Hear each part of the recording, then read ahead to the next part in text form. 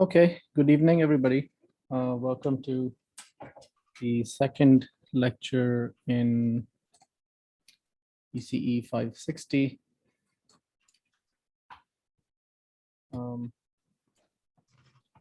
Before we go forward with today's lecture, do you have any questions from the previous one or any general question regarding the course? Yes, hi, Professor. I have a question. Yes, go ahead. You stated last lecture that you needed maybe to take ECE 460 prior Yeah. to taking this course. What if you haven't taken that class before? I mean, it's okay to take this course, but I mean, it's up to you. You might have to put in a little more effort to cope up with the material. It's Okay. not strictly a binding requirement, but it's good to have the background. Right. Okay. Thank you. And if you think the first lecture was, you could manage the first lecture, I guess the course should be okay for you. Okay. Got it. Thanks. Okay, so today we are going to continue our discussion on control systems and the idea of open loop and closed loop control. We're going to go a little bit deeper into transfer functions and how do we compute the system response given a state space representation or a input output relationship for a system. So just to quickly review what we saw last time, we said that there could be two possibilities for control. One is the open loop control, and the other is the closed loop control. So a very relatable example comes to my mind when I think about it. So every day when I try to take a shower, there's a system that I'm interacting with, right? So there's a faucet that I turn. So the faucet knob, there's a cold and a hot knob that tries to change the temperature of the water, and based on what I input, the shower turns on with a certain temperature of water, right? So basically, the control system is as follows. There is a desired water temperature, right? And when I turn the knob to a certain location, there is some actual water temperature that is attained. Okay.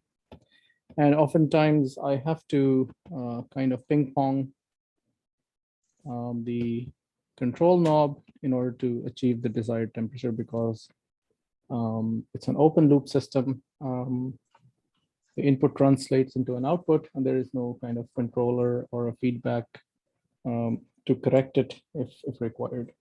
So what would happen if we have a automatic control system to do it? So this thing here is really an open loop.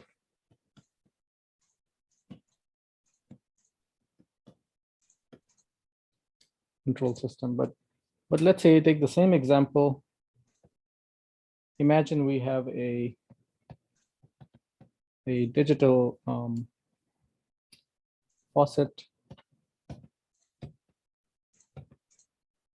So we input to the system a desired water temperature. Sorry.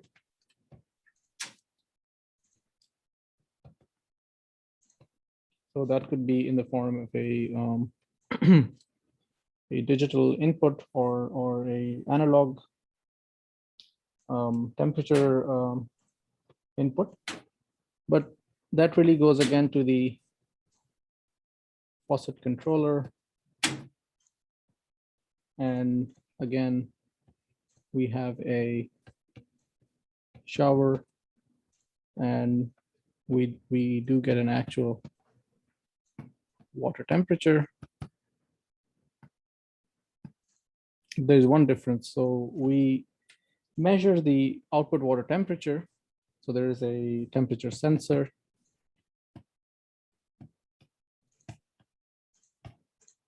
Right, that's installed to the output of the shower, and that feeds in this information back to the input or the reference. And this time, whatever reference that we have set is actually going to be achieved without the need to go back and forth with the inputs. Okay, so this thing here is called a feedback control system.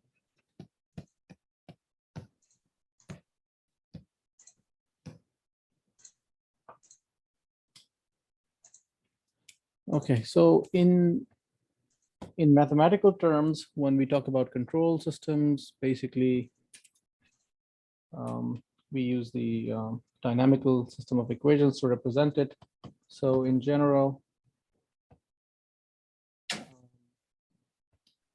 control systems can be mathematically described by the following set of equations.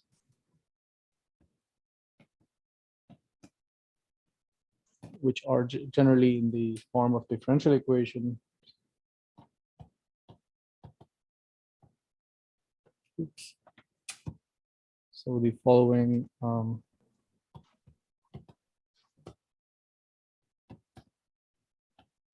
there is a state variable x, and we have the equation that describes how the state evolves over time.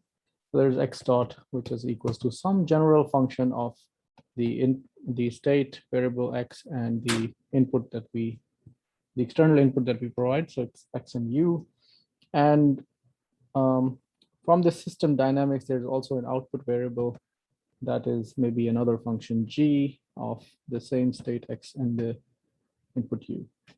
Okay, so this is a very general description, but obviously you can have a system that is linear or a system that is non-linear.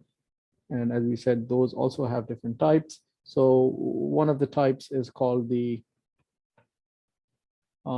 linear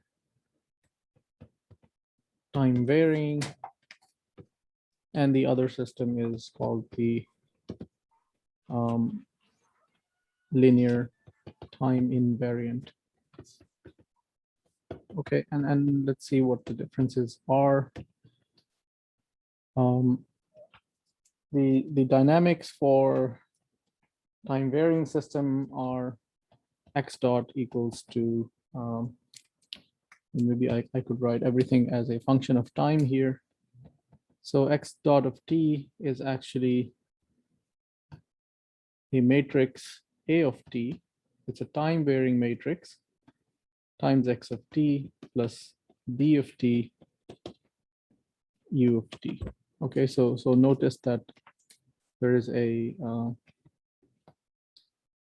time dependence here that makes them time varying systems, and also the outputs will have the same feature where you have c of t, x of t plus d of t, u of t.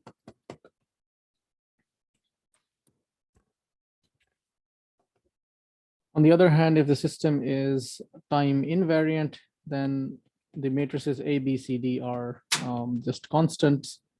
So that's something that we have already seen. Right, and these systems are generally simpler than time varying systems because of because we can use standard linear algebra techniques to find properties of the matrices A, B, C, and D.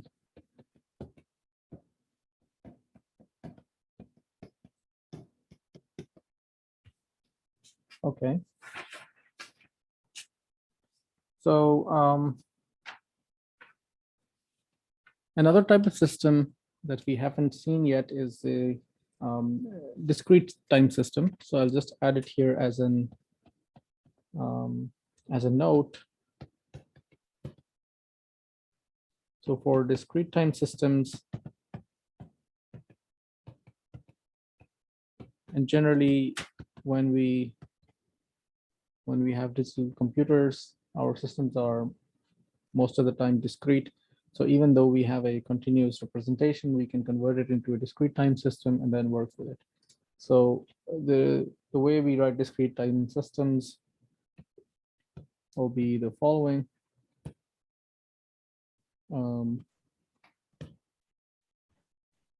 So we will have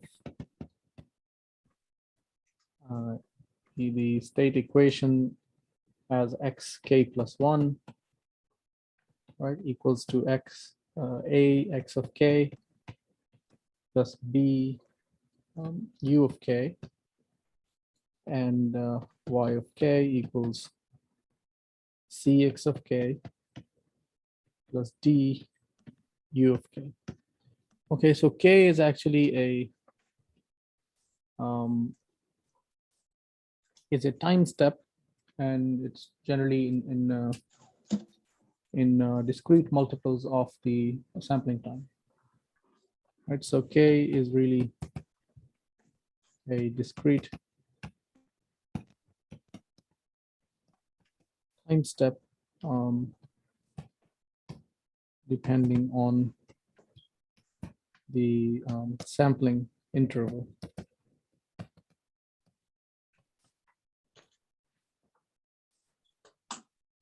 Okay, so now that we have seen the way we write systems and their dynamics, the question is how do we solve the dynamical equations? So how do we compute the system response? Okay, so let's look at what type of responses are there. People who have already seen the precursor course, ECE 460, would already be familiar, but I'm just going to do a quick review here. When we talk about system response, basically any dynamical system will have either will have two types of responses. So one is called the transient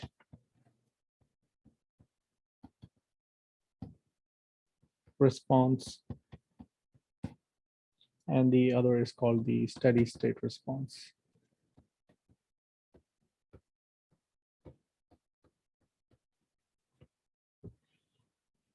Okay, so what do we mean? Do we mean by a transient response?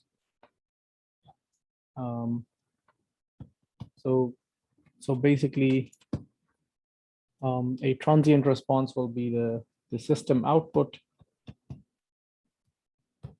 as a function of time.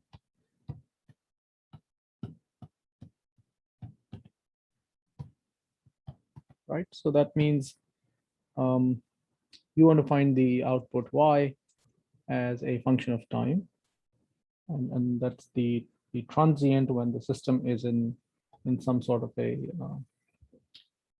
transition from one state to the other. And when we say steady state response, basically we want to find out what is the equilibrium solution. Right? Meaning that if the such system has settled down, what is the state and the output at that point? Okay, so equilibrium is actually easier to find. Basically, we are looking at the solution when x dot equals to 0, right? Because the state is evolving according to the equation x dot equals to something, which is a function of state and input. And if we solve for x dot equals to 0, meaning that the state is not changing anymore, then the resulting solution is actually a steady state response. Okay, so meaning the rate of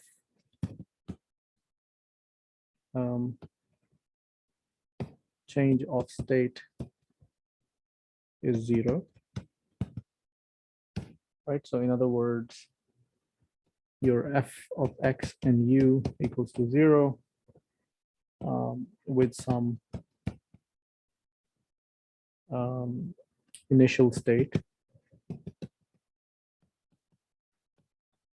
x0 or x at time 0 equals to some x naught. Okay, so if you want an example here, you can look at a pendulum. Right, so there is a pendulum that is hanging from a ceiling, right? And assuming that the state is the angle or the velocity, it will actually try to, oops. So it's going to go here and here. Okay, and actually going to settle down somewhere, right? So this is kind of the trajectory that the pendulum will follow. And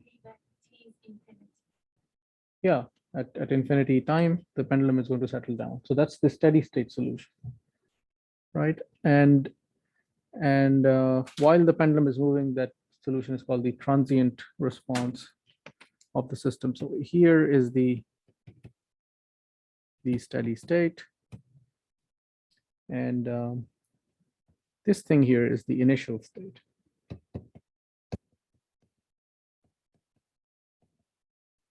So we call this state x0, right? So it could be anywhere. You could start from here, and then you'll have a totally different behavior, right?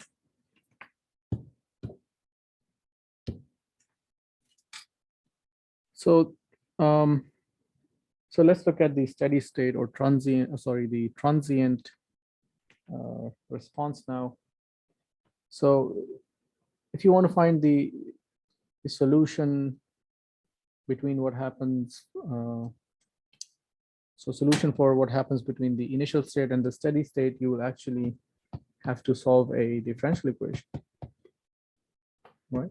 So it requires solving a differential equation.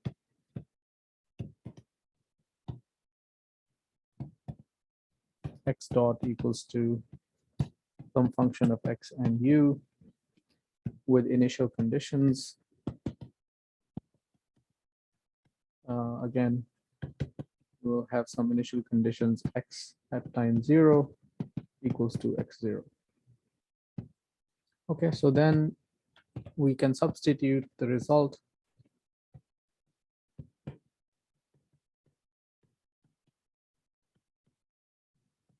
or the solution for x into y equals to g of x and u to get the output.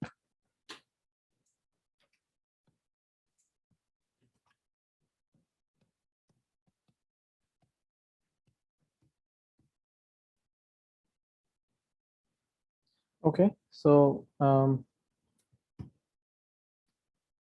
the equilibrium solution may require solving a polynomial function because you're just solving for fx equals to 0. But if you want the transient solution, you want to actually solve a differential equation. And many times you can use, if the system is an ODE, you can actually solve them using ordinary differential equation solvers, right? Ordinary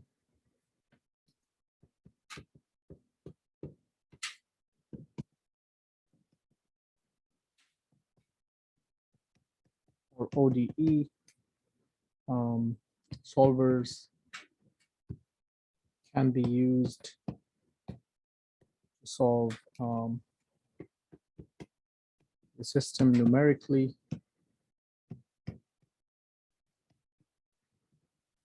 And interestingly, if the system is a linear system, you can actually find the solution analytically, and that we will see before the end of today's lecture. So for linear systems, analytical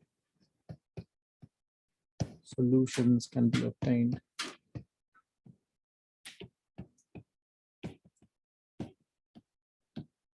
This really makes the linear systems interesting, because you can find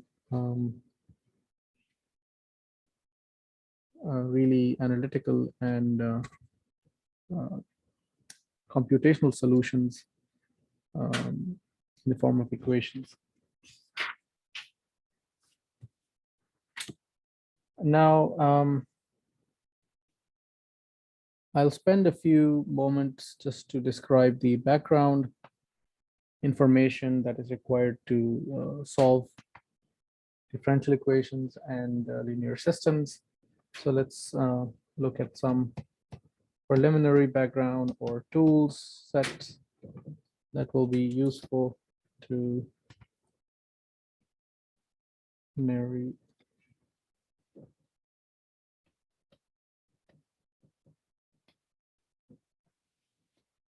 So the first thing that we will review is called the Laplace transforms, which are really useful when it comes to dealing with differential equations.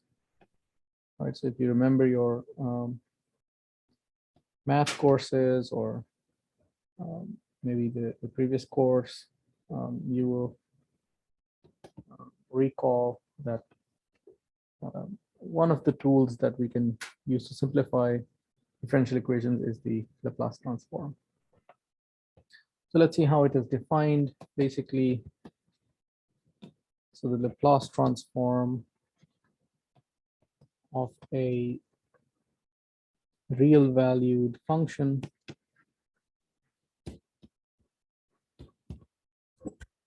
f of t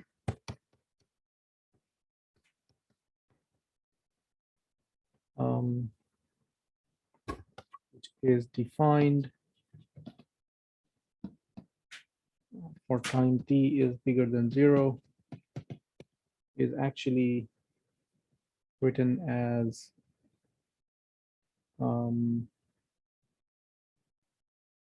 yeah, I would say it is L. So let's say this L of S is by definition 0 to infinity f of t e to the power minus st dt. So it's an integral. You take a function of time and you multiply it with e to the power minus st, and you integrate this from 0 to infinity. And notice that for this integral to converge, basically the s has to be positive.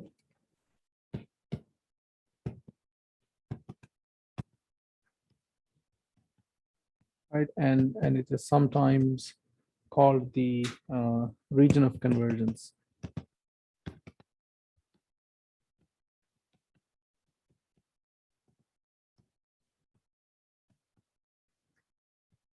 Or the ROC of the Laplace transform. Right, so similar theory for the Fourier transform and other transforms. And the analog to the Laplace transform for the discrete time systems is called the Z transform, which simply replaces the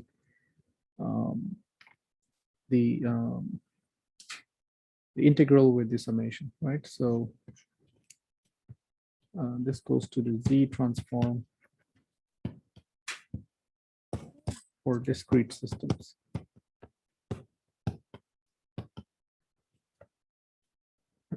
Or discrete functions.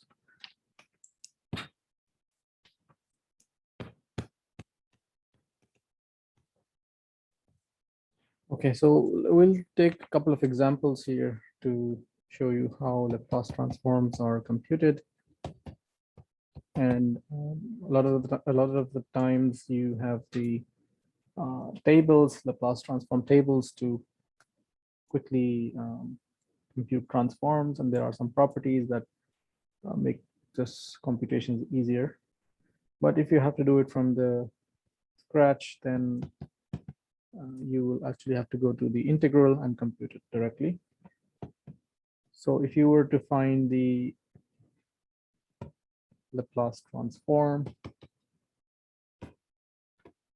of the unit step function,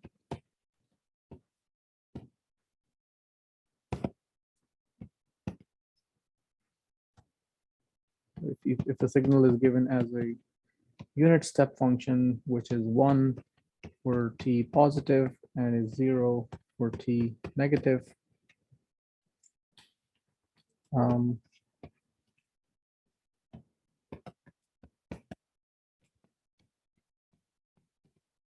then the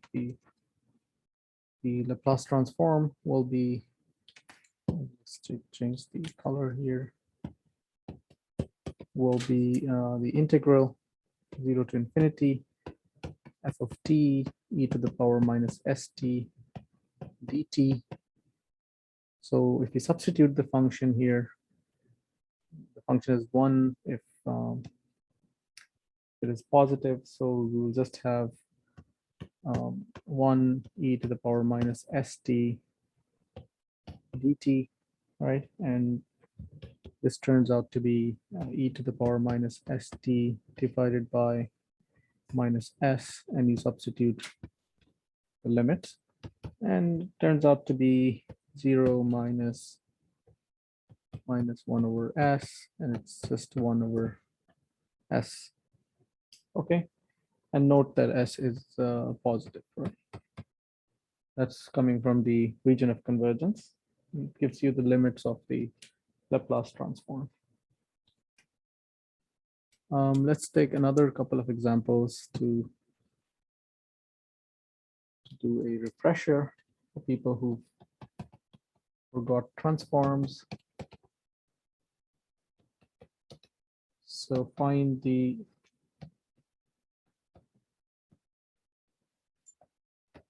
Laplace transform of the function f of t equals to e to the power at, and t is positive. Okay, and a is a can be positive or negative, but we'll see what happens. 1 over is plus a.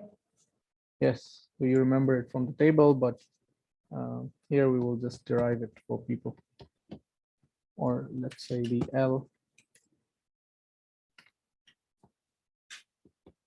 of s equals to 0 to infinity e to the power at times e to the power minus st dt, and it turns out to be e to the power a minus s t dt. And note that the exponential has to be decreasing, otherwise this integral is not going to converge. So the s basically has to be bigger than the a. So here the let's say, so for the integral to converge, a minus s needs to be negative, which says that the s is bigger than a. Okay, so is the ROC of the L2.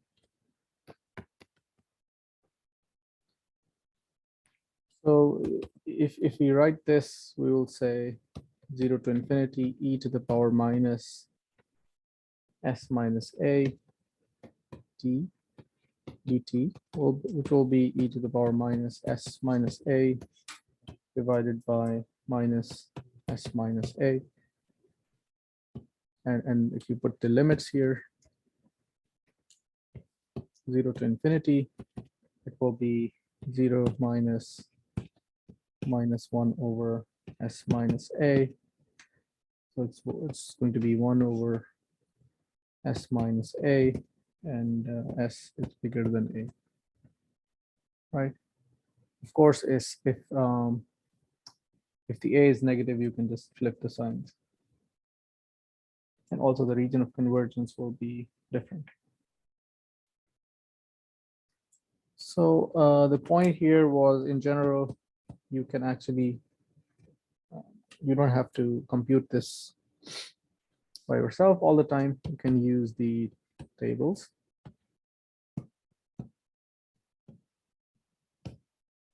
So you use the Laplace transform tables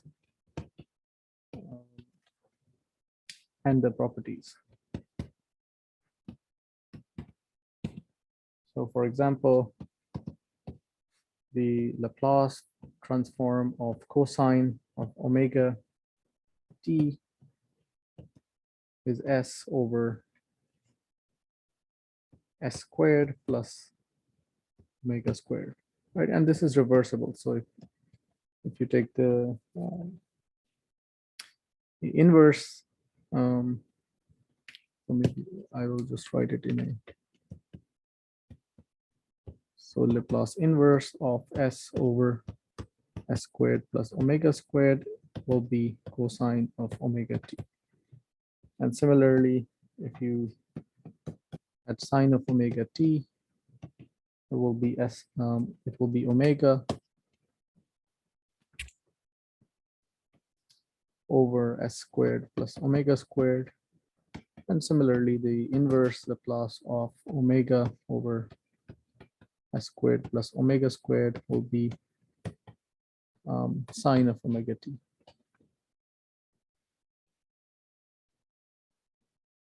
Okay, and some more background that will bring you right in the position to solve differential equations is some of the properties of the Laplace transform. So an important use of the Laplace transform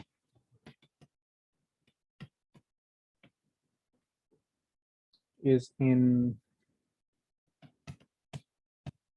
solving initial value problems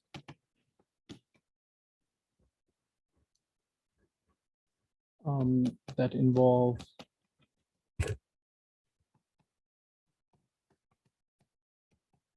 linear and constant coefficient differential equations.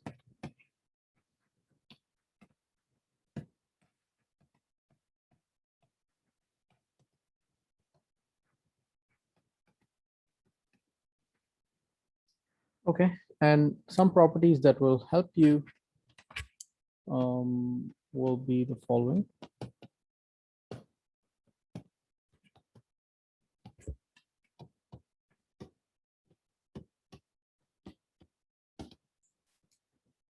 So the first property is the Laplace transform of a derivative of a function. So if you have f dot of t, yeah, its Laplace transform will be s f of s, right? And minus small of f of 0. So I will just say this. So f of s is the Laplace transform of f of t. Right. And the other useful property is for the double derivative. So if you have f double derivative of t, you will have a Laplace transform which is s squared f of s minus s f of 0 minus f dot of 0. Okay, so once you take the Laplace transform, you can actually enter into a polynomial function of S. Right? So we'll see how this helps you, and with the help of a with the example which has a time varying, which has a constant coefficient differential equation. So example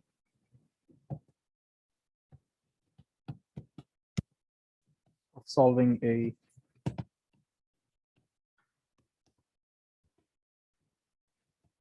differential equation. So if you're asked to solve the equation y double dot plus 4y dot plus 3y equals to e to the power t, and you're given initial conditions, which is y of 0 equals to 0 and y dot at 0 equals to 2. All right, so if you were given this sort of information, then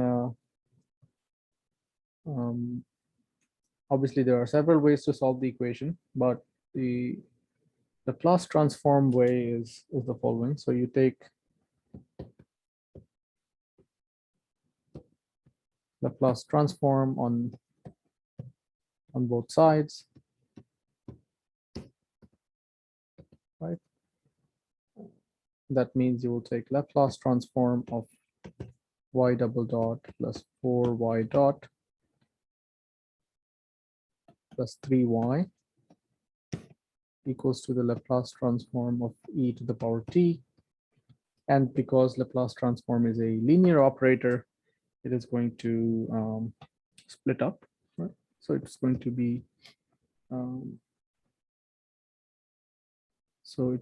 the Laplace transform of y double dot plus 4 plus Laplace transform of y dot plus 3 Laplace transform of y equals to the Laplace transform of e to the power t.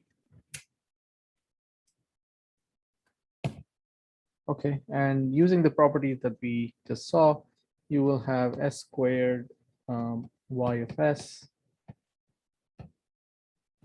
minus s y at 0 minus y dot of 0 plus 4 s times y of s minus y at 0 and then plus 3 y of s equals to 1 over s minus 1.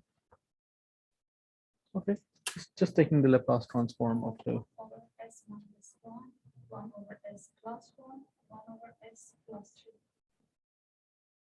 3. The multiply of these three equations multiple. of 1 over S minus 1 over S plus 1 over S plus 3. You mean the final result? Yes, yes. Yeah, correct. I mean, I'll just write down the steps for other people. Okay, so I mean, this y of 0 is 0, so basically this here was equals to 2. So what you have is s squared y of s and minus 2 plus 4s y of s plus 3 y of s equals to 1 over s minus 1. So if you take y s common, you will have s squared plus 4s plus 3, which is equals to 1 over s minus 1 plus 2. Okay, so your y of s will be basically, if you just simplify it and take, these things to the denominator, which will be s minus 1 s squared plus 4s plus 3. And here you have 2s minus 1. And next step is the is the factorization. So from here, you need to factorize. So y of s can be written as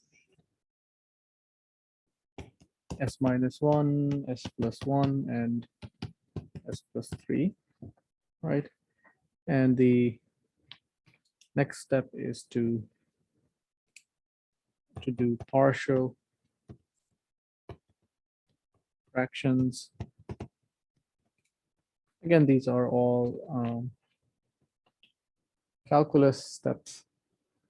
And so your y of s can be written as 1 over 8, 1 over s minus 1 plus 3 over 4, 1 over s plus 1, and then minus 7 over 8, 1 over s plus 3.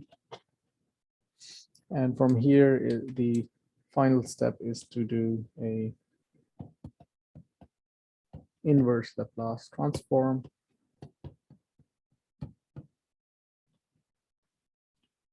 And that turns out to be y of t equals to 1 over 8 e to the power t plus 3 over 4 e to the power minus t minus 7 over 8 e to the power minus 3t.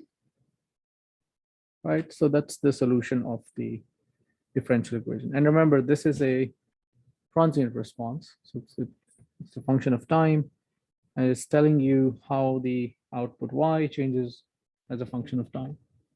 Professor, can you please go back and show how you got the zeros up at the top where you have the y of 0, s times Yeah. y of 0 going to 0? Yeah, so it's coming from the initial conditions. So every differential equation, you need to have some initial conditions. Okay, I see. Right? I mean, any differential equation, basically differential equation is telling you how the function is changing over time, right? So it's like it's a y dot, right? Which means dy over dt equals something, right? So you have to know where do we start? What's the initial y? And then once you know that point, you can find out what's the y at some other time. Right? It's like a starting point.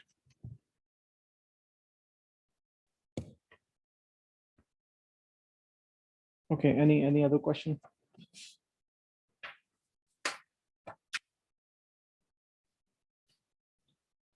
All right, so we'll take another example on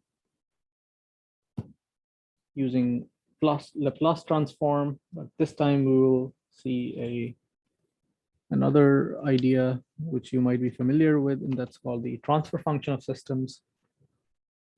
And that's the kind of alternate way to look at control systems if you don't want the state space way. So example on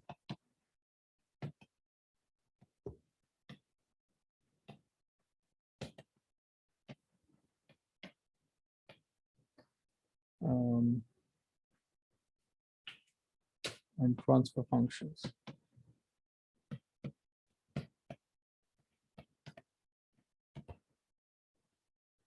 So consider a system which is defined as m y double dot plus k y equals to u. Okay, and initial conditions are given as y equal to y of 0 equals to y dot of 0 equals to 0. Right, so the function y is 0 and the derivative of the function at time 0 equal to 0. And the question is find the transfer function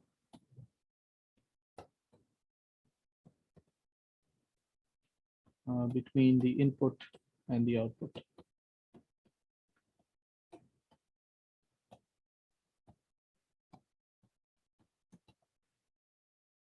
Okay, again, the Laplace transform can help you. So if you take the Laplace transform on both sides of the differential equation, you will end up in the following expression. So if you take the Laplace of my dot dot plus k Laplace of y equals to the Laplace of u, you will come up to m s squared y of s minus 0, and then you will have a k y of s and equals to u of s. So from here, you can take y of s common, which is m s squared plus k equals to u of s. And finally, the input over output is actually the transfer function. So it's 1 over m s squared plus k. And let me just label this as the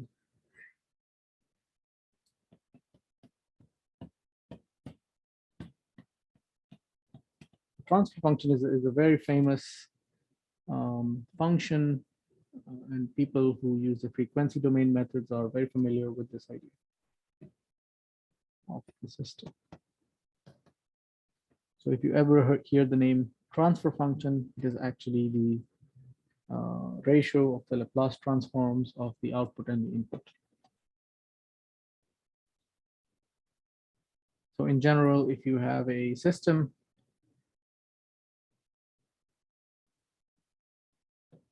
whose input is u of s and output is y of s, then the let's call the transfer function as h of s, then output is the input times h of s,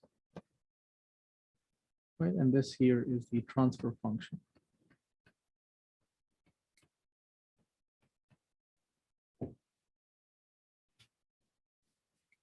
So a little bit about the transfer function. So basically, the transfer function influences the frequency response of systems.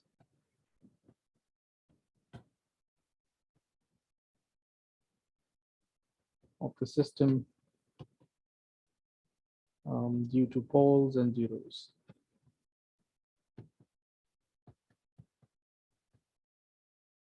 Right. So again, these are technical terms, and in due course of time, you will see what is a pole and what is a zero.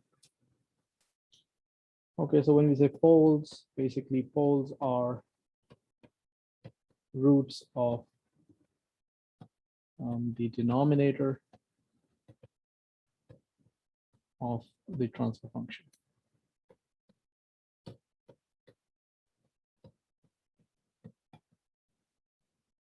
Okay, and zeros are the roots of the numerator of any transfer function.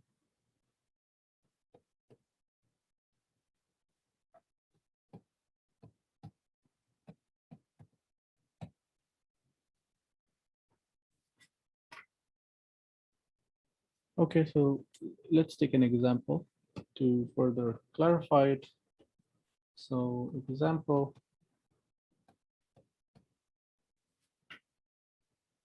so if a system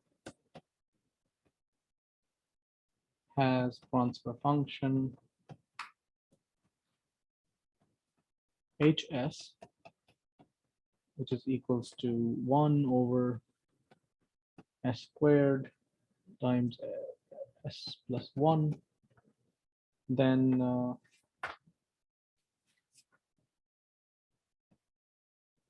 this system has a has 3 poles. So then the system has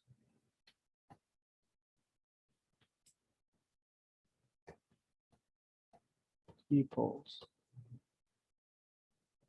right? Because the denominator is a polynomial of degree 3, and so s equals to -1, and s equals to 0 with a multiplicity of 2, right? So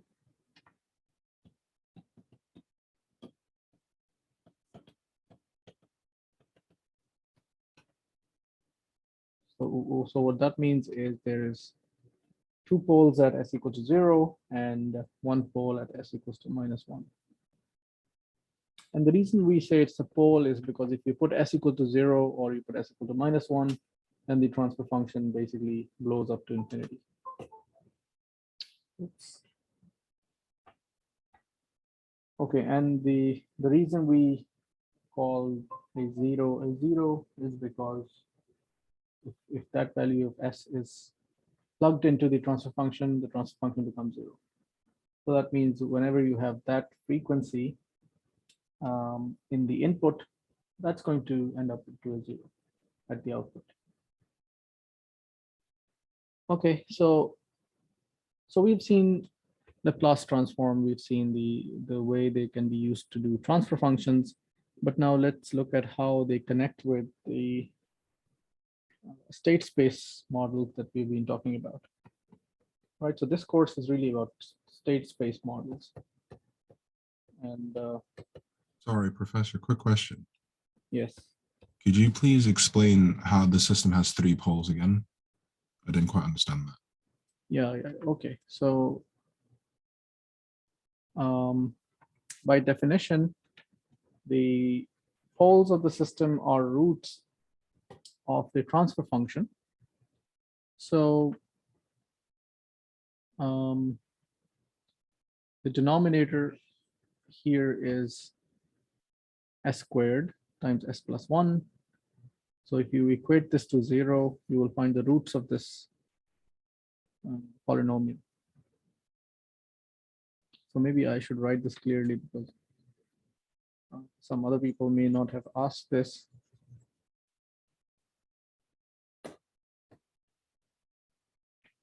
So then the poles are the roots of the denominator.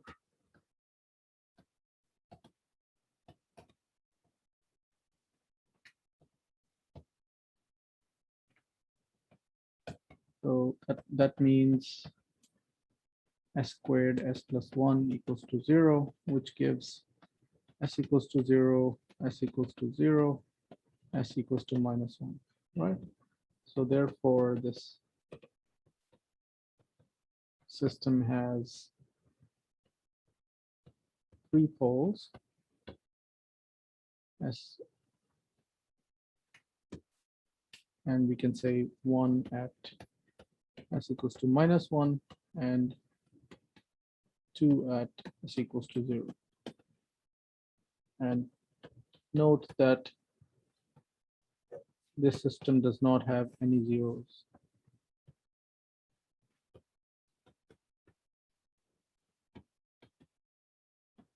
Right? And I'll write a note here, unless pole 0 cancellation has occurred.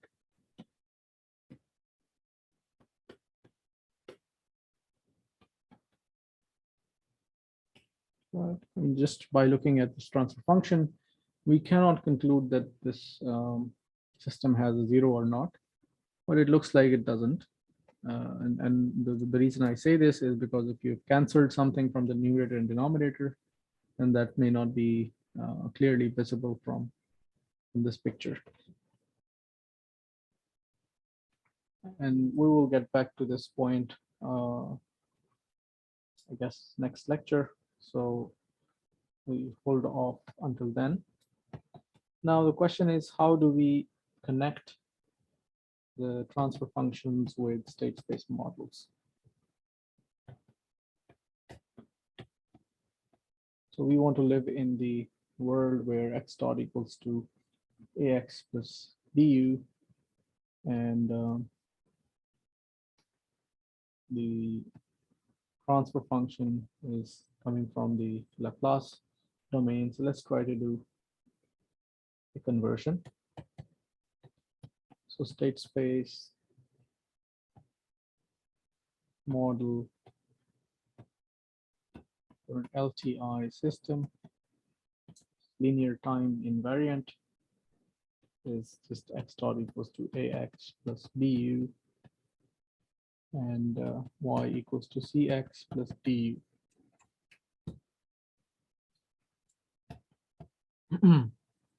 So if you take Laplace transform on both sides,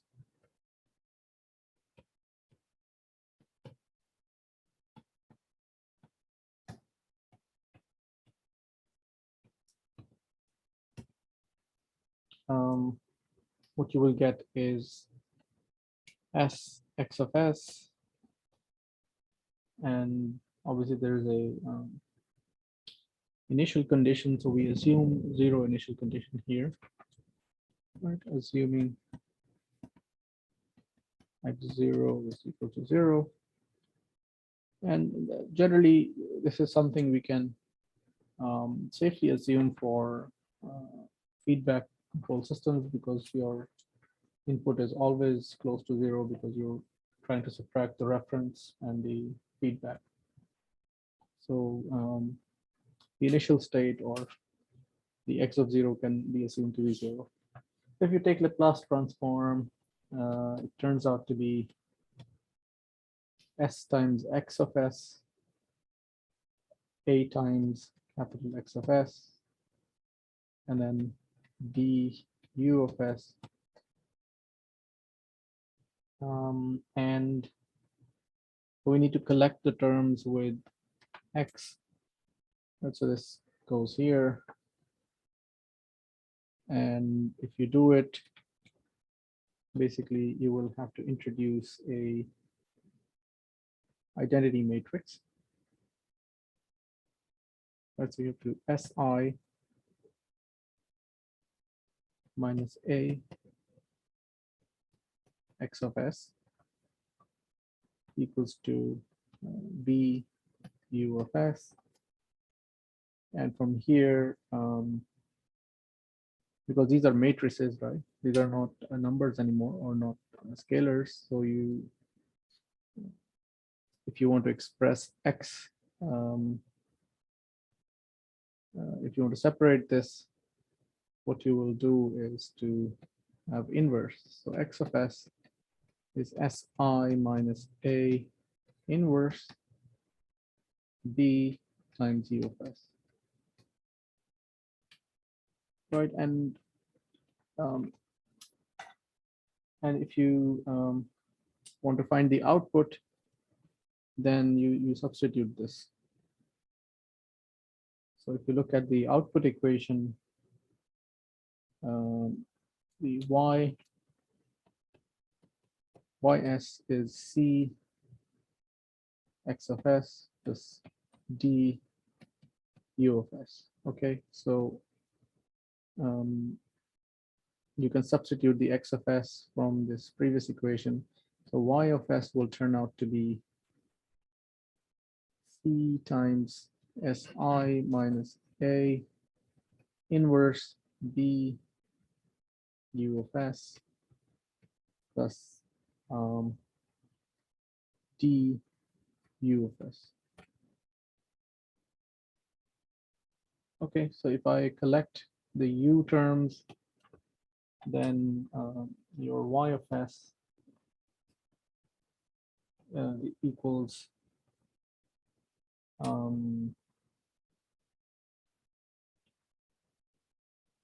equals a expression which is c times si minus a inverse b plus d,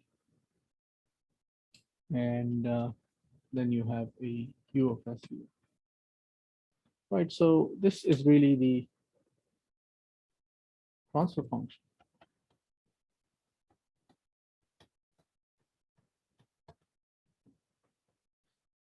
right? So therefore, because it's the relationship between the input and the output of the LTI system. So therefore, the transfer function of an LTI system is C times SI minus A inverse B plus D. And I'm going to highlight this in red color here.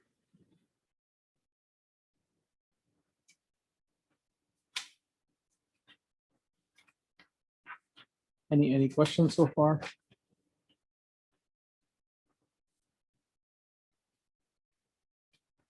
So we'll take an example of how we, given a system, how do we compute the transfer function?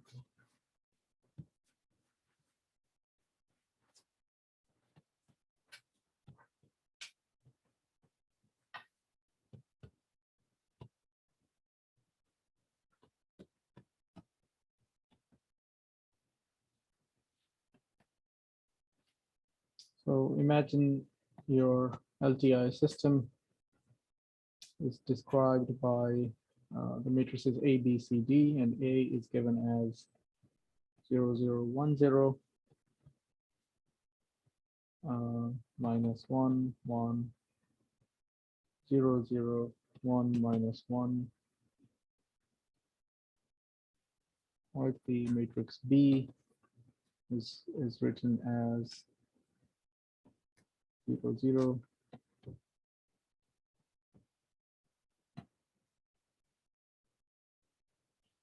Matrix C is written as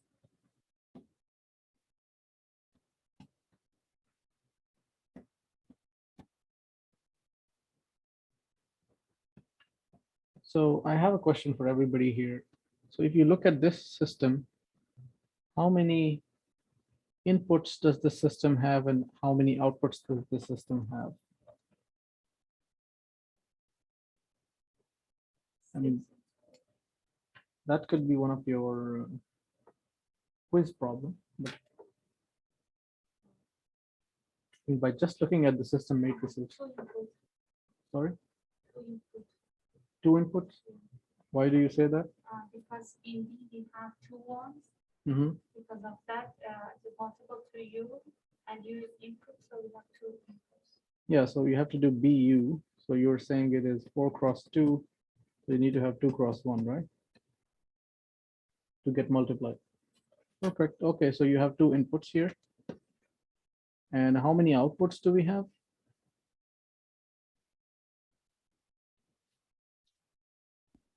4 outputs. 4 outputs.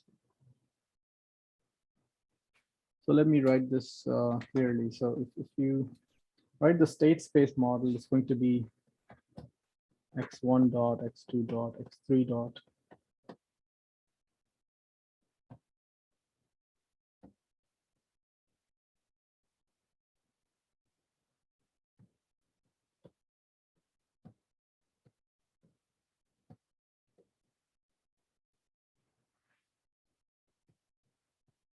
So this is A matrix, then you have a vector of states, which is again x1, x2. All right, so it's x dot equals to ax plus bu. So your B is now a bigger matrix. And you're obviously, because it's a 4 cross 2, you will have to have a 2 cross 1. So you will have u1, u2. You cannot just have a scalar here. Okay. And how about the y? So y is what? Cx. C is this matrix.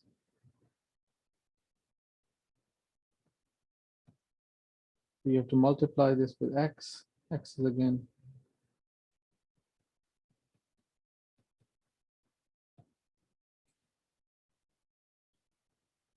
So what's the resulting dimensions of the matrix? What is it? We don't have any idea about the X's. No, X is a vector, so it's only always They can be zero, so we cannot say anything about Y, because it is multiple U and C. so obviously D is a 2x2 matrix and U is already a vector. So if you look at this, you know, this and this both evaluate to 2x1. So you will have two outputs here. Right, so you will end up with a vector of outputs, right? Y1, Y2. Right, so this is a MIMO system. So if this is a question asked in the quiz, I think it's a very simple question. Just by looking at the matrices, you can tell how many inputs and how many outputs are there.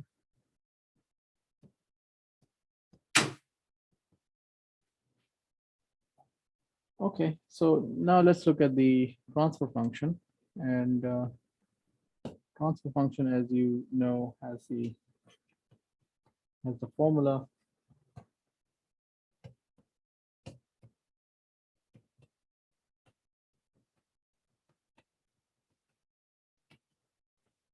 So it's going to be C SI minus A inverse B plus D. So so let's look at the SI minus A first and then invert it. So SI minus A inverse, it's actually equals to, so let's write down what is SI. It's an identity matrix with the diagonals as S. And we have to do an A. There's a 0, 0, 1, 0.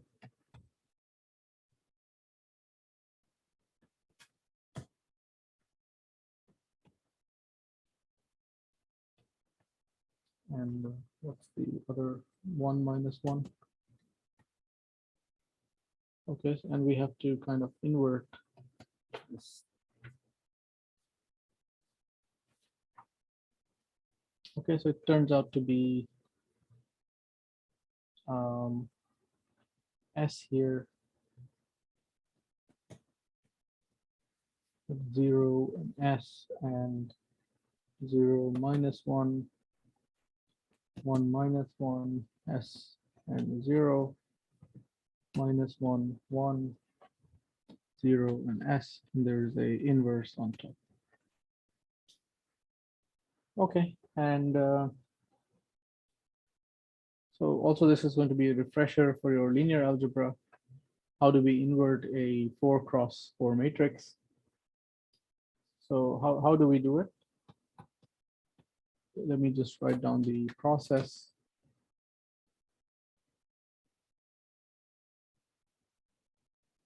I mean, I'll just write down the process and then you can solve it. I'm not going to write everything here.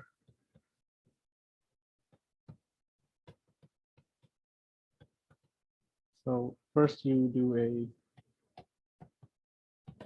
a minor matrix, or let's say a matrix of minors. And minors are computed by replacing the entries with the determinants. So for example, if I want to find the minor of this, I will just cross out this row, this column, and the resulting matrix, I will take the determinant of this and put it in the place of the first entry. Right. So once you have that, then you obtain a cofactors matrix.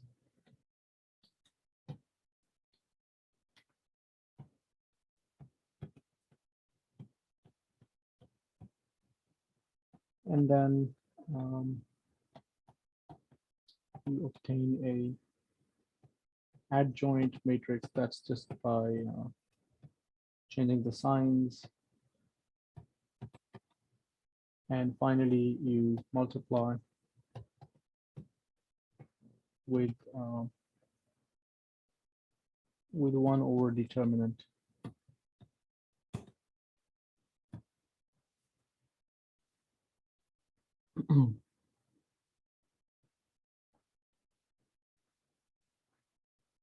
Okay, so if you just want me to do the determinant, I can just write that. The determinant will be S times the determinant of the minor matrix. So you have S0 minus 1 minus 1 S0 1 0 and S, right? So if you want to find the determinant of a matrix, you can expand along any row or any column. So I'm just picking the first row. So it's S times determinant of this, and then 0 times determinant of the remaining part, and so on. So plus 0, right? Then we'll have minus 1 times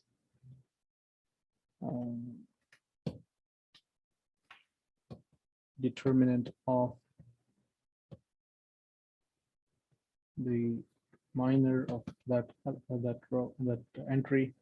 So it's 1 minus 1 0 minus 1 1 S.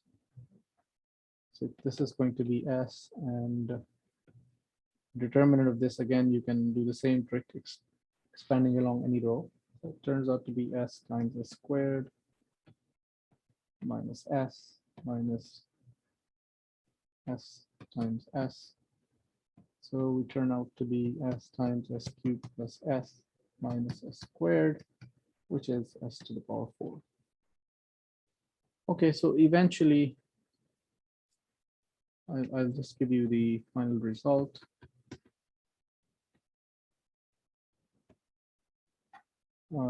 You will find that C times Si minus A inverse B plus D will turn out to be a matrix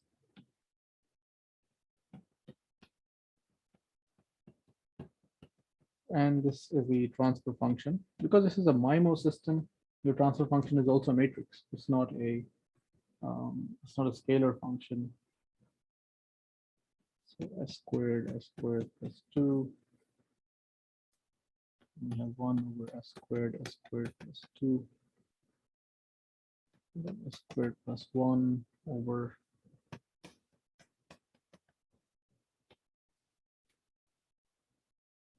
okay.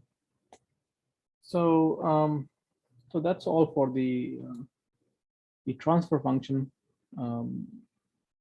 Obviously, you have to know the idea, how to do it, and the way it is derived. And if you want to convert from a state space to a transfer function, you can now easily do it using this formulation. Now, if a system or a state space system is interconnected, how do we find equivalent systems? So I think let's look at the topic of interconnected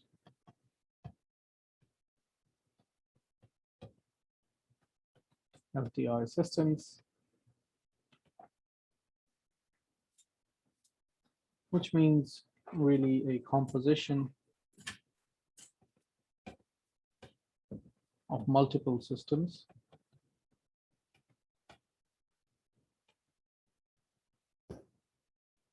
in either a series form,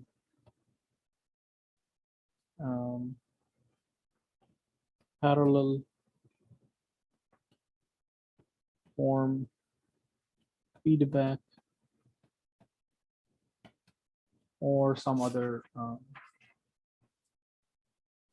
configurations.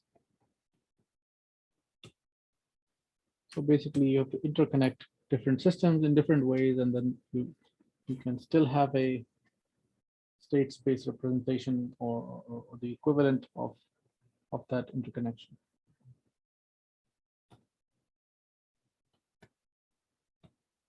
So I'll do a series interconnection for you, and I'll give you the others as a homework problem. And by the way, homeworks is already uploaded on Canvas. It's going to be due next Wednesday by the end of the day. So let's say you have two systems that are cascaded together. Let's say the input of the system is you, and you have a system 1, which has dynamics x1 dot equals to a1x1 plus d1u, and its output y1 is actually c1x1 plus d1u. Okay, so this is your first system, and its output is y1,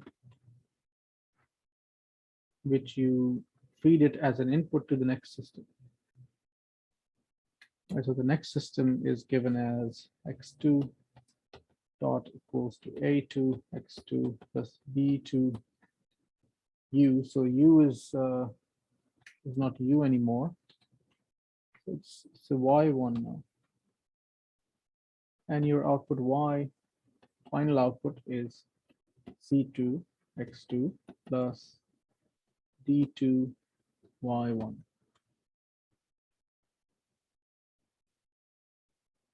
And eventually this gives you an output y.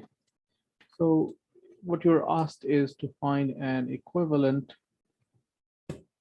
Oops.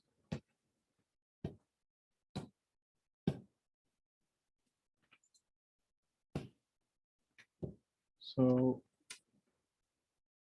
and if you give them this system, which is a cascade of two systems, how do you find an equivalent input output relation, right? So you want to express this as one system. Okay. So what would be the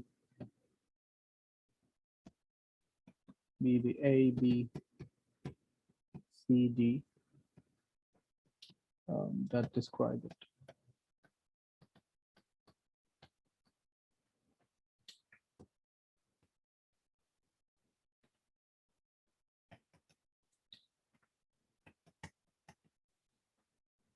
Okay, so what it means is you want to say what is the x dot equals to ax plus b u, right? So you want to find the a and the b here, and you also want to find y equals to cx plus du, where x is the concatenated x1 and x2.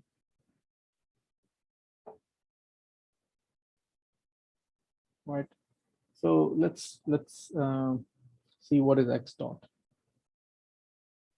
So if I look at this system, I can write x dot or x1 dot equals a1 x1 plus b1 u, and the x2 dot is a2 x2 plus b2 y1, right? But what is y1? And remember, you don't want y1s and all. You just want y, and you just want u, and whatever is inside, you want to encapsulate it into a single system.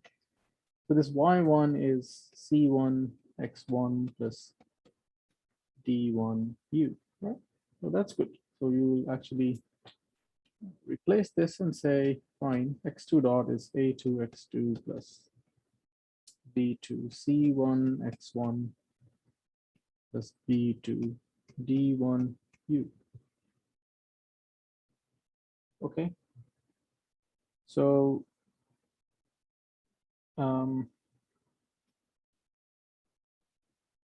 so if you want to convert this now into a state space on a matrix form, then let me write it here. So your x1 dot, x2 dot will be something x1, x2 plus something u.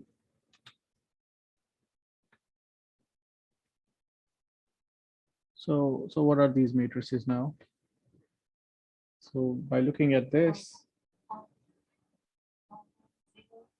A1, so 0. I mean, this is a matrix of zeros, right?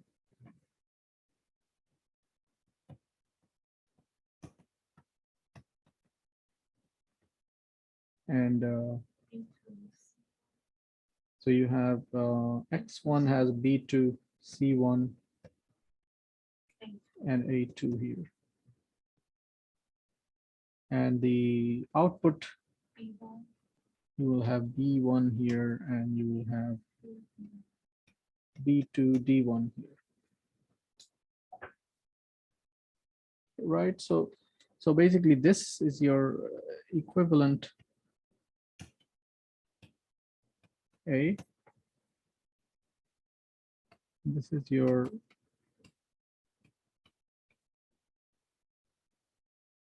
B, right? And it's not over yet. We have to find the output also. So your Y is actually C2X2 plus D2Y1. But again, you don't need any Y1s here. So instead of Y1, we will just try to put C1X1 plus D1U. So turns out that your Y is C2X2 plus D2C1X1 plus D2D1U. Okay, so then eventually your Y is a row times x1, x2 plus a it's a 1-by-1 matrix times U. So if you want to convert this, you will have a C2 here. Oops. You will have a C2X2. So C2 comes here. And a D2C1 comes here. And finally, the input U is just multiplied by D2, D1. Okay, and you remember this is your equivalent C, and this is your equivalent D, right? So that's it. The A, B, C, D that you've got here now represent the cascade system. Now in your homework, I've given you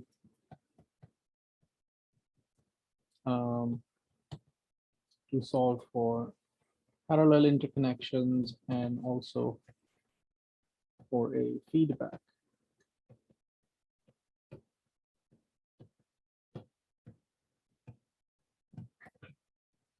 Right, so when I say parallel, basically I'm saying you have a U, but it just is fed to two different systems. So you have system 1 here, which generates an output Y1. You have a system 2 here, it generates an output y2, and then your eventual output is the sum of y1 and y2, right? So your goal is to figure out what will be the equivalent system if you just look at this as a black box, right? So similar approach, you try to express y in terms of u and the standard state space form. And the other connection is a feedback connection, which is you have a reference input and there is a error signal. So you feed that to the system 1, and then there's a input u that goes to the system 2. So there's a cascade here, and then there's a output y, which is fed back directly to the input, right? So you subtract it from the reference to generate an error signal. That error signal drives a system. That system generates an input signal u, which goes to system 2, and then you get an output. So if you're trying to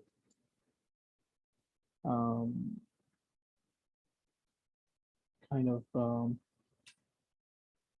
express the system into one, then obviously again requires some manipulation here, but you have to look at how you can express this in a black box. So remember now the input u is here, so u is actually u is in the middle, right? So u is actually coming from the previous system, and so you have to kind of mold it in a way that you kind of get the state space representation equivalent for this system. Okay. Does everybody get it? I mean, it might be confusing, but I'm just trying to give you a hint here that the output of this system will be u. So, I mean, let's say there's x1 dot equals to a1 x1 plus b1 e, right? So e is good, but then the output is u. So u is c1 x1 plus d1 d1 e, right? So your u is stuck here, so you make sure you don't lose it, and then traverse this through the end and eventually find a equivalent representation in state space. Okay, so we have seen several things up till now. We've seen frequency domain methods, we've seen transfer functions, and now we are getting back to our state space. So when we look at state space and we want to find the system response, the question is, how do we solve the system, right, in state space? So we saw how differential equations can be solved using Laplace transforms. So if we come to the linear control system in state space, how do we solve it? So how do we solve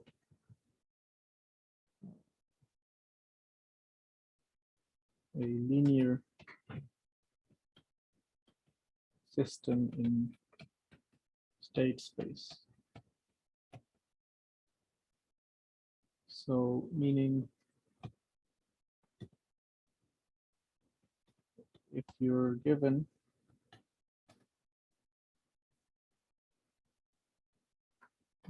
a state space representation, which is x dot equals to ax plus du, and the y is cx plus du, and you're given x of 0 equals to some x0.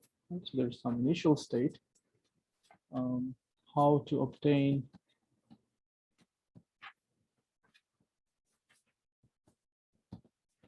y of t. Right, so that's the problem statement. And probably some people have already seen this in previous courses, or you might be aware of systems like this when you look at circuits. So people from electrical engineering background who studied circuits know that a circuit is a linear system. So if you want to find the solution to a circuit, then you're faced with exactly similar type of problem. So in those scenarios, what you say is that the total system response can actually be broken down into two responses. So one is called the zero input response, and the other is called the zero state response.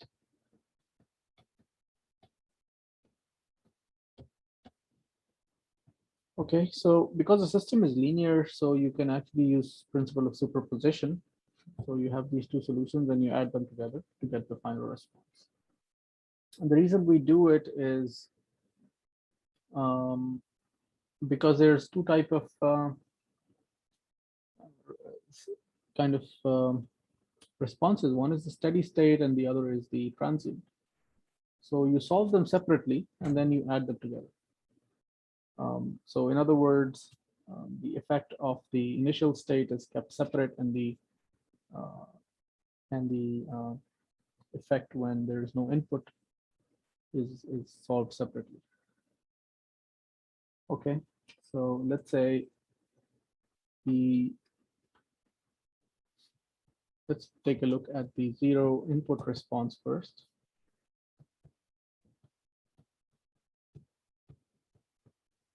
So as the name suggests, basically, you just solve x dot equals to ax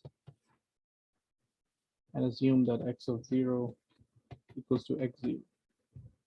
Right, so assume the input is 0. You don't have a driving force, and that will tell you how the system behaves over time. Okay, so here's A is an n by n matrix. So let's say this A is an n cross n matrix, and if it were not a matrix, then the solution would have been very simple. So what would have been the solution if A is a scalar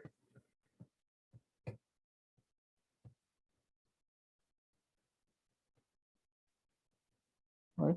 So if A is a scalar, what would you do to find the solution?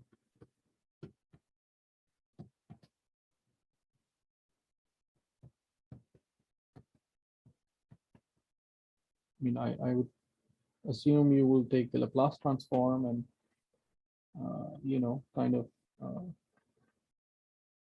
try to collect the terms and then take the inverse to find out what the x of t is. So I will just write to you the final solution. So if A is just a scalar, this is what you will do is take Laplace transform, invert it, and you will get x of t will be e to the power at x0. Right, so whatever the initial state is times e to the power at.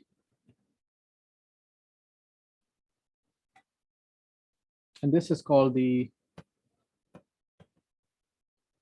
zero input response. So what it tells you is if you don't drive the system externally with a U, it's going to behave exponentially based on the initial state x0. right? So imagine if you were looking at the pendulum example, you have an x0, which is some angle, and the pendulum kind of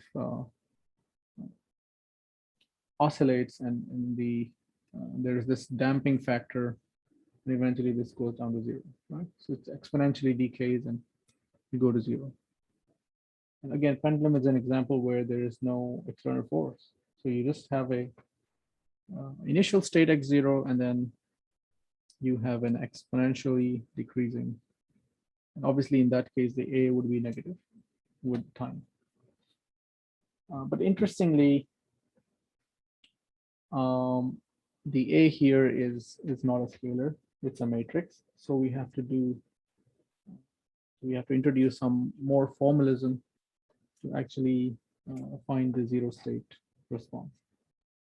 So if people are wondering how do we get from here to there, basically what you could do is you can say x of s equals to a x of s, taking the Laplace transform, and then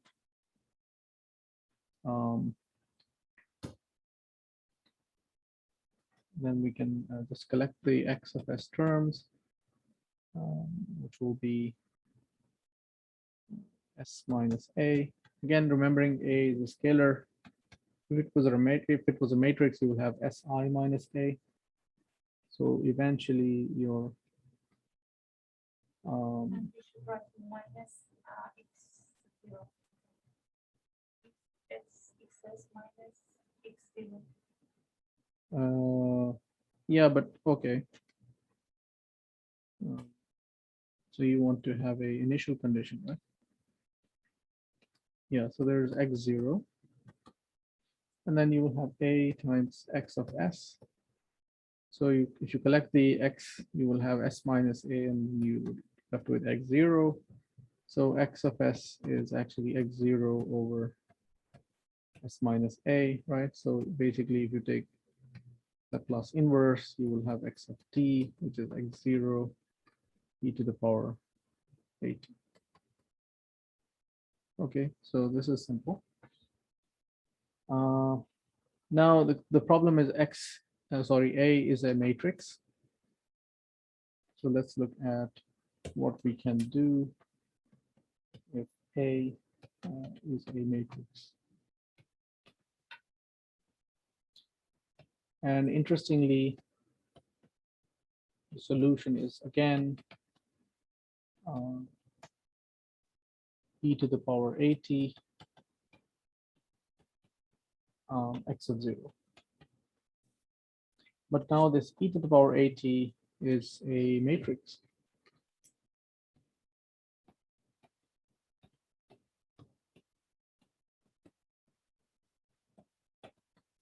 And a disclaimer here for a matrix A, e to the power AT is not the element-wise exponentiation. It is not an element-wise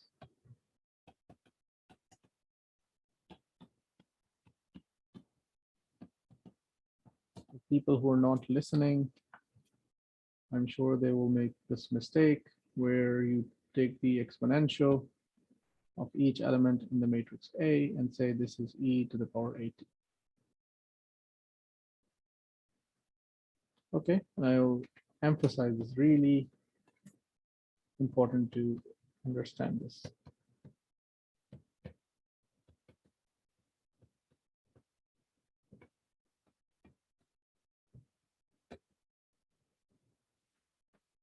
Okay, so an example here is if A equals, let's say 1, 2, 3, 4, then e to the power A times t is actually not equals to e to the power t, e to the power 2t, e to the power 3t, and e to the power 4t, right? There is not this. It is interestingly the transition matrix.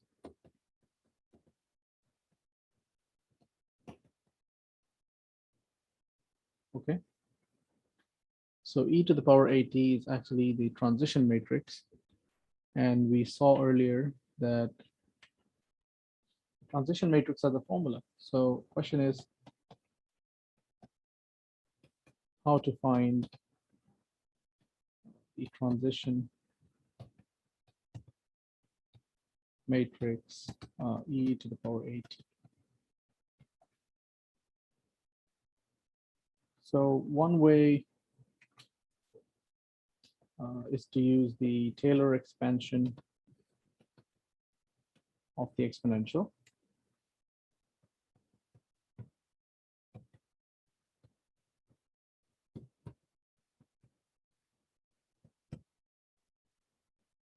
So exponential function, if you expand it, you will get e to the power at equals I mean, if you do it for a scalar, then it turns out to be 1 plus at plus a squared t squared over 2 factorial and so on. So in the matrix case,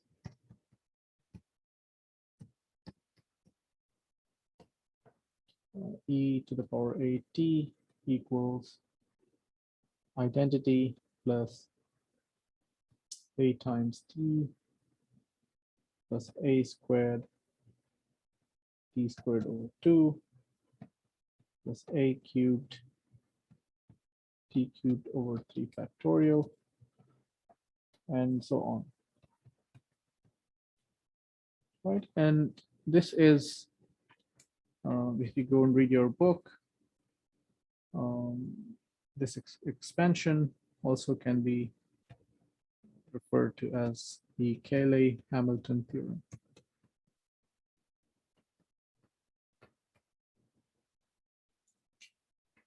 Okay. Again, it's just the Taylor expansion of the matrix exponential. So let's use an example to find the transition matrix. So let A be a matrix which is 0, 1, 0, 0, 0, 1. And the question is find e to the power a t. Okay, so by first principles, you can actually use this Taylor expansion and say that e to the power at is actually identity plus a times t plus a squared t squared over 2 plus a cubed t cubed over 3 factorial plus so on. So you have an infinite series here. And so first let's look at what a squared is. A squared is a times a, which is basically multiplication of the matrix by itself.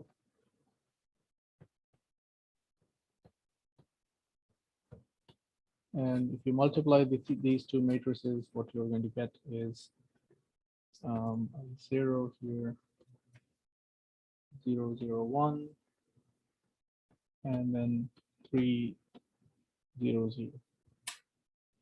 So next time the a cubed is actually a squared times a.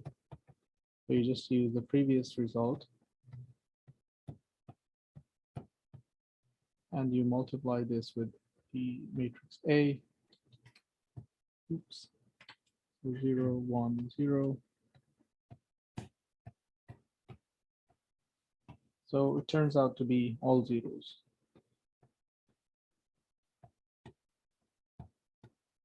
Okay, so this is great.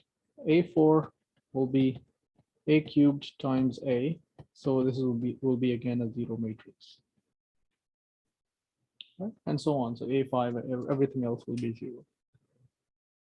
So therefore, A5 and higher powers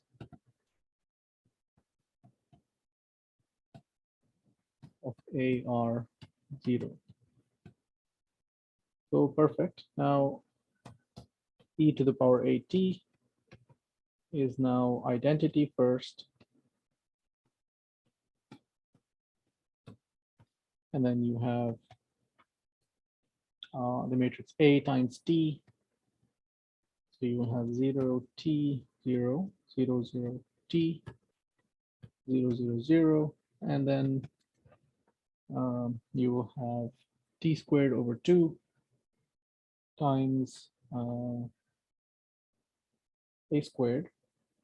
So A squared only has one non-zero element, and that's where you will have T squared over 2. The rest are all zeros and plus 0. So it turns out to be a matrix which is 1 T squared over 2, 0, 1, T, 0, 0, 1. And note that this is not equals to element wise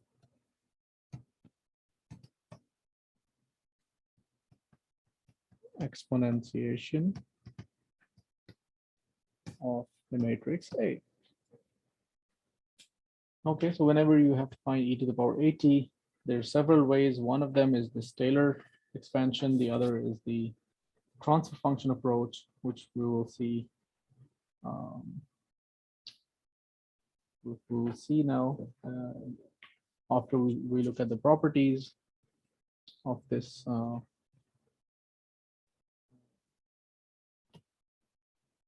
matrix exponential. So what are the properties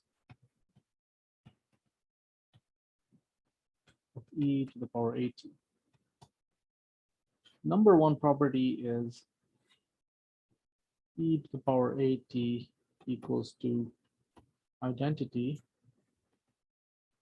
at t equal to 0.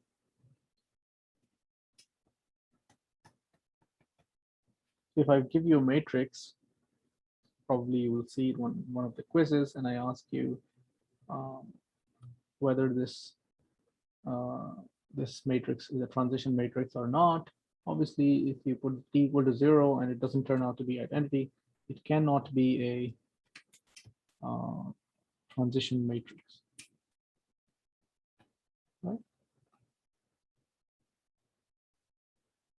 And the second property is you have e to the power at1 and you multiply it with e to the power at2, then it just is as if you did e to the power at1 plus t2, right? And this is true only if e to the power at1 and e to the power at2 are commutative.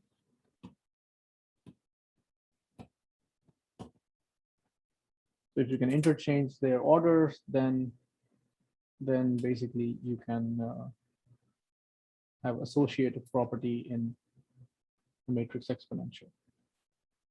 So this is a technical property. The other property is e to the power at inverse is equals to e to the power minus at. Fourth property is e to the power at and matrix A are commutative. So that means e to the power at times A is exactly equals A e to the power at. And the last property that is important is the derivative of this matrix exponential is A times e to the at.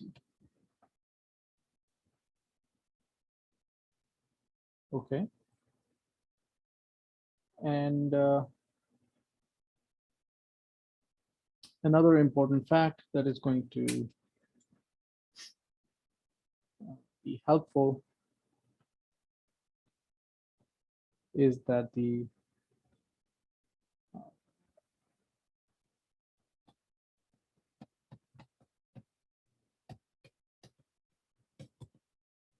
Laplace transform of e to the power at is actually Si minus A inverse. Okay. So in practice, it is easier to compute Si minus A inverse and then take its inverse Laplace transform.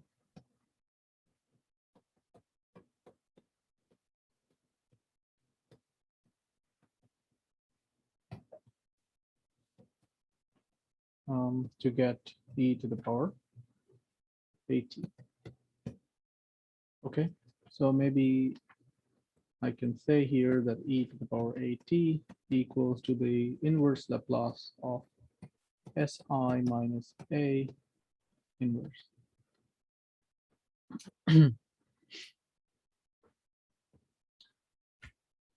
Okay, perfect. Now we can just to show you how this works, I can give you a numerical example.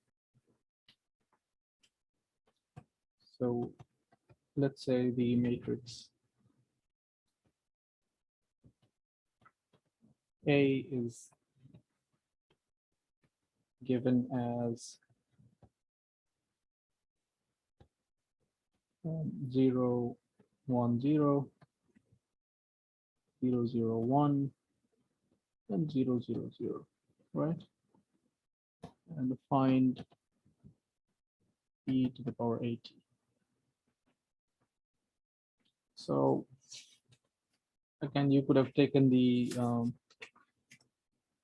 previous route where we do the Taylor expansion of the matrix exponential, but here the other method is to do Si minus A inverse first, and then take the Laplace inverse Laplace transform.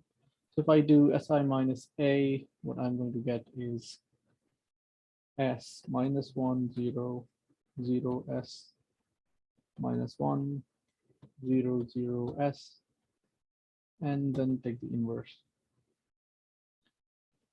So luckily this is a diagonal matrix, so its determinant is just S cubed. So I have to do 1 over S cubed, and then do a inverse. So I'll just write down the inverse here, but you can verify this later on. 0 S squared S, 0, 0, and S squared. So eventually it turns out to be a 1 over S, 1 over S squared, 1 over S cubed, 0, 1 over S, 1 over S squared, 0, 0, 1 over S. Okay. Now inverse Laplace transform. That's its Laplace inverse of Si minus A whole inverse. It's going to be 1 t t squared over 2, 0, 1, t, and 0, 0, 1. So notice this is the same example that we had before, and this is the exact same result we've got with this method. And notice if you put t equal to 0 here, you will get an identity matrix. So that kind of proves that this can possibly be an example of e to the power at. And obviously you can also verify other properties to make sure that this satisfies all of them. All right, so we have seen the zero input response up till now, and for that we said the response looks like x of t is e to the power at x of 0. Okay, and the other part of the response is the zero state response. So let's look at what that is, and finally we will add them together to get our final system response.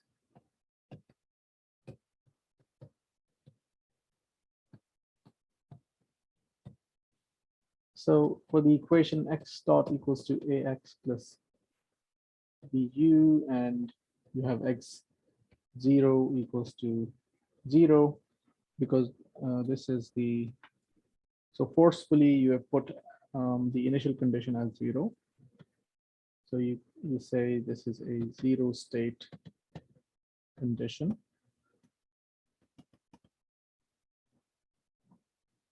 So if you force this, then the question is, how do you solve for x of t?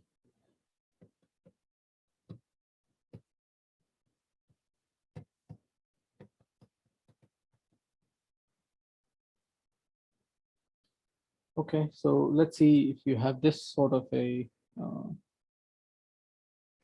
situation, then how do you do it? So I'll write down a set of steps here. So first we can multiply both sides by e to the power minus at. Right, so this will give you e to the power minus at x dot equals e to the power minus at ax plus e to the power minus at bu. Okay, and we so let's write it down in the next page again. So e to the power minus at x dot equals to e to the power minus at ax plus e to the power minus at bu. And here we just bring them on the left side. So it's e to the power minus at x dot minus e to the power minus at ax equals to e to the power minus at bu. And now the trick is that we say this thing here can be written as the derivative of e raised to the power minus at x of t.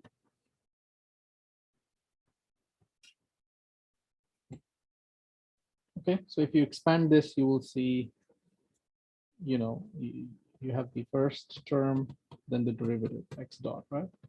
Plus x times, or not x, I mean, they have to follow the order here. And plus the derivative, which is a e minus at, and the x. But you remember these are commutative, so this is e minus at times ax. So you can actually just write this as the derivative of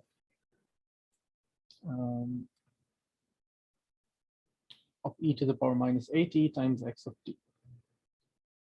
Fine. So if you can write this as d over dt e to the power minus at x of t, which is equals to e to the power minus at du, then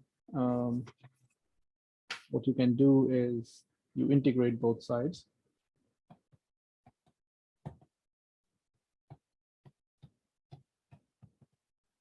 From 0 to t. Right, if you integrate the left side, you're just left with the derivative goes away.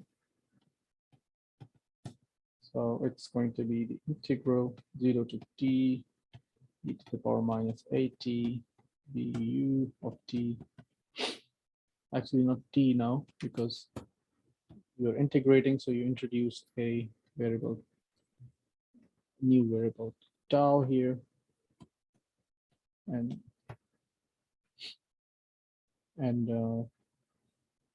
you integrate from 0 to t. Okay, so that's the expression here, and if you just want to find x, so x will be, I mean, this is a matrix, this is a vector, so the x will be the inverse of, to find x, you have to invert this and pre-multiply here. So the x will be e to the power at. Let me write this in blue color here. So e to the power, the x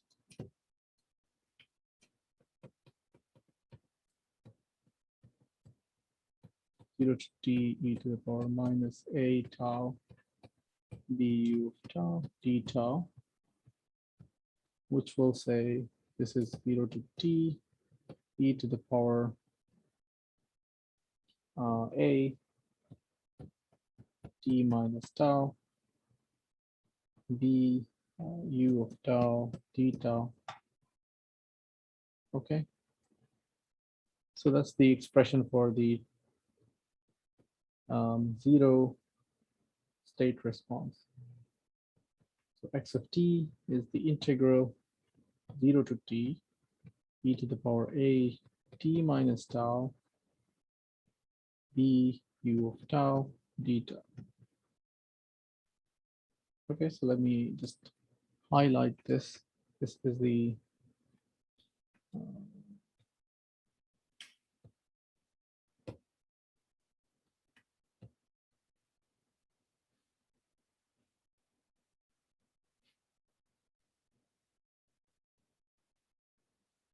looks awful.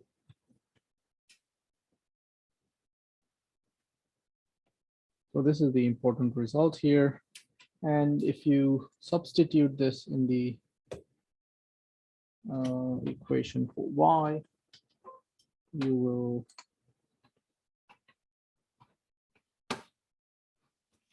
what happened here?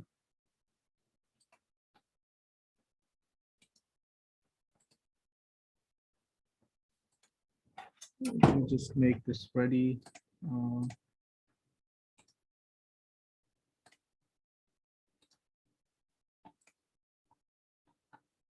We'll run out of slides.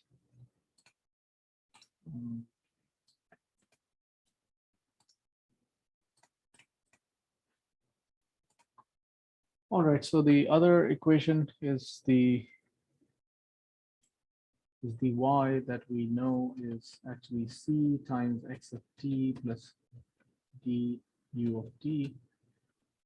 So because we've already solved for x, so y is simple. So y is just going to be the integral 0 to t c e to the power a t minus tau b u of tau d tau plus there's going to be a d u of t. Okay. And the last step here is to add the two responses. So let me just write down a total system response. It's actually a summation of the two responses. Right, so let me write it more formally. So if there is a system defined by the dynamical equations x dot equals to ax plus bu with initial conditions x0 is x naught, then the solution x of t then x of t, which is the solution to this equation, is actually e to the power at x0 plus the integral 0 to t e to the power a t minus tau b u of tau d tau, right? And remember, this was the zero input response.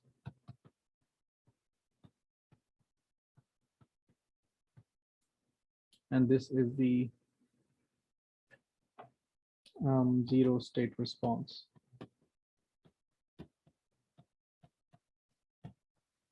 Right.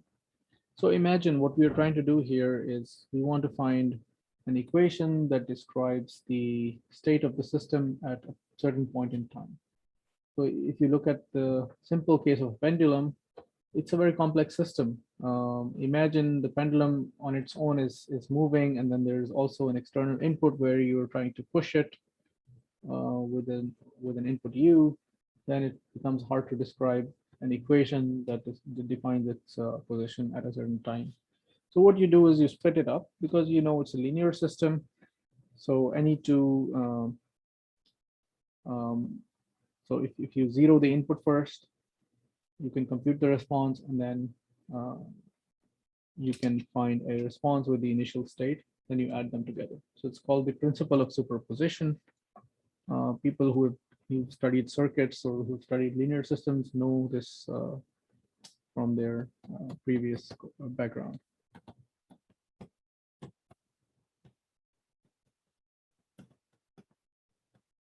So one of them will give you a zero input response, which just depends on the initial state x0. And the other is a zero state response, where you assume that the initial state was zero, and then you have a time varying function of the which involves the matrix B and the input U. So U is only here, and there is no U here. Okay, so we just have the initial state, and the piece that is driven by the input is here. All right, so once we have this X, the general solution for the state variable at time t, you can easily find the output Y, which is Cx plus du, right? So if you do C times X, you will have C e to the power at x0 plus 0 to t. You will have a matrix C here, E a t minus tau b u of tau d tau, and plus the d u of t. All right, so Y is just C times the X and plus D times the U. So the first step here, first piece is again zero input response, and then the second piece here is the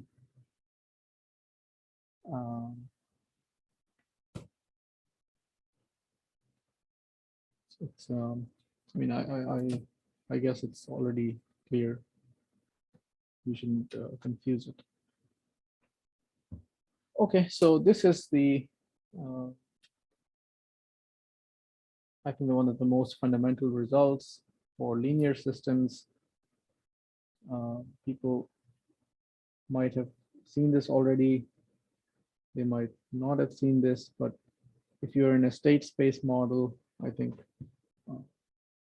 this is your equation if you want to solve the system exactly, right? I mean, all I need to do here is know the matrices A, B, C, and D, and then I can plug it. So if I were to solve this system, I already know what C is. I already know B and A. So first thing is to figure out this thing, e to the power a t minus tau, which is simply e to the power a t, and you substitute t equals to t minus tau. Okay, so you will have a matrix. Then you multiply the three matrices here and multiply with the input matrix u of tau and integrate them element by element from 0 to t. So the resulting thing here is going to be a matrix function of t, and what remains is the other terms. So this is a term which is c times e to the power at times x0. Again, this is a matrix, and the final matrix is d times u to the power t. So if you add them together, you will get a time varying function. So that describes the output of the system at any time. So you pick any t. Using that, you can actually plot curves and see how the y is over time and things like that. Our point to transient time steady state. Okay, can you say it again? I can by t and split it to the transient time and the steady state in this equation. No, I think once you've added everything together, you wouldn't know what is the constituent elements. So the y is just giving you the final result, right? So for example, if it was like this, this is the y that you get. Obviously, you can see that the steady state is here, right? But from the equation, you just cannot say. Maybe if you put t equals to infinity, the y infinity is the steady state, right? But we are not going to do this time functions, because obviously this is a I guess you might have done in undergrad or other basic courses. I mean, the goal here is really to design the system response and the controllers. So our goal is really, how do we play with this? So if you want to achieve something or a certain behavior, can you do a certain control design that achieves it? But it's important to understand for the system, how do you actually get the input, and how does the response looks like, what is this transition matrices, and how do the matrices A, B, C, and D come up into the final picture, right? So I guess this is the only lecture which is focusing on the time domain response. We will really be mainly focusing on the state space models and using them to understand the system and modify its behavior, its responses, and doing higher level stuff like stability and controllability, observability, feedback. Probably we would also do controller design like static feedback and dynamic output feedback controllers to help you achieve a certain state with a certain desired response. Okay, so we're not going to go into the details and to the lower level of the time domain signals. Okay, so I think we are done for today's technical content. If people have questions, let me know before I summarize everything for you.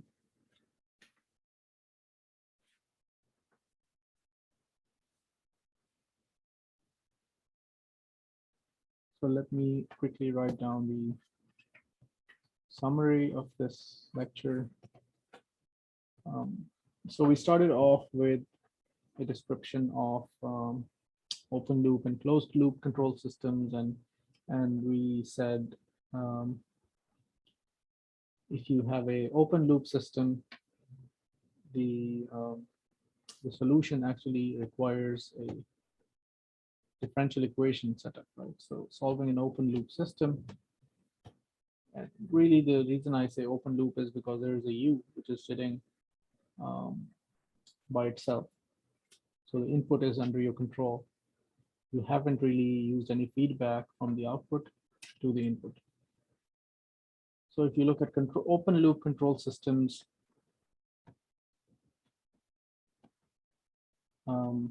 you will need to solve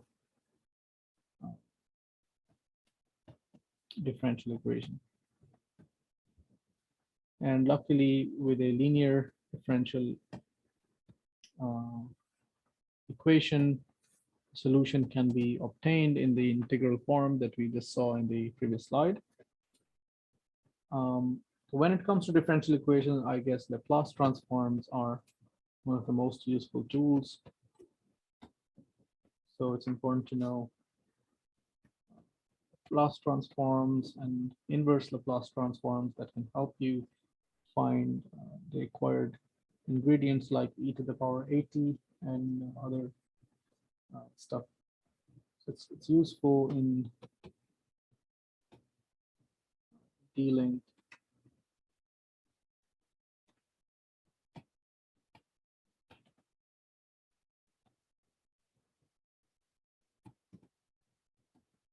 differential equations. So last lecture, we also saw that if you had higher order equations, you could actually use substitutions to convert them into lower order differential equation. And oftentimes, if you do it, you could actually do a state space model, and that which is a linear representation. So you can use all the formalism that we saw today for a linear constant coefficient differential equation, right? Okay, so for an LTI system, which is time invariant, again, it's important because when I say time invariant, I mean A, B, C, D matrices do not vary with time. If they vary with time, then the system is more complicated and it's hard to deal with. We cannot use whatever we did to deal with those systems. So if you have this, then the solution can be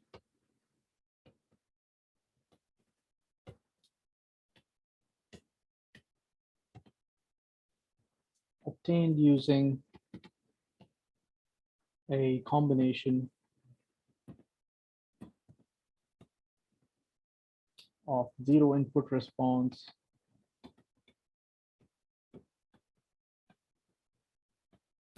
and zero state response. And finally, the Laplace transform is useful in obtaining the state transition matrix.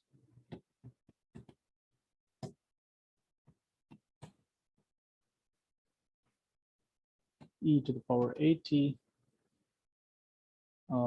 which is really instrumental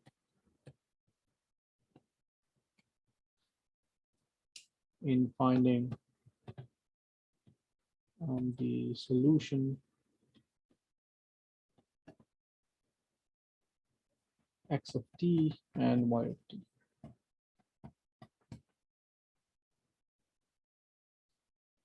Okay, and next time, perhaps we will look more into the into how the matrices A, B, C, and D play a role in the system response. And just to give you a hint or a teaser here, basically, you know, the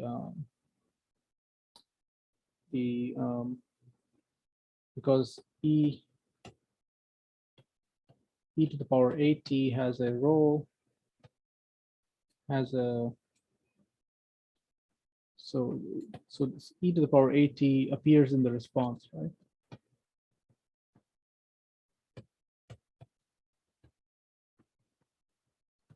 So eigenvalues of the matrix A,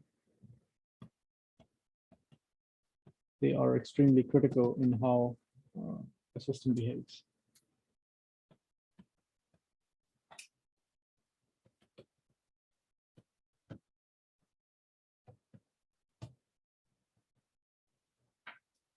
Output behaves, right?